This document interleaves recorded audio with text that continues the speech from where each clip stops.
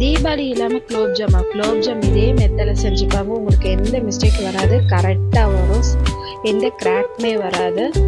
இதே மெத்தடில் வச்சு செஞ்சு பாருங்கள். உங்களுக்கு ஸ்பான்ச்சியாக ஜூஸியாக அழகான குலோப்ஜாம் வரும். நான் பார்த்தீங்கன்னா கோவாவில் செஞ்சுருக்கிறேன். கோவாவில் செய்யும்போது உங்களுக்கு எக்ஸ்ட்ராவே குலோப்ஜாம் கிடைக்கும். ஸ்கிப் பண்ணாமல் பாருங்கள். 1/4 கிலோ கோவா எடுத்துக்கோங்க.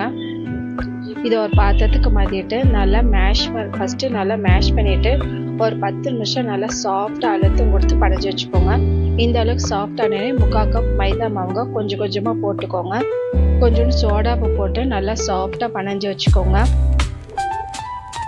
சாஃப்டாக பனைஞ்சி வச்சுட்டு இந்த மாதிரி கிராக் இல்லாமல் உருண்டை பிடிச்சி வச்சுக்கோங்க. 3/4 கப்னா 120 mlனா எல்லாம் உருண்டை பிடிச்சி க்ளோஸ் பண்ணி வச்சுக்கோங்க.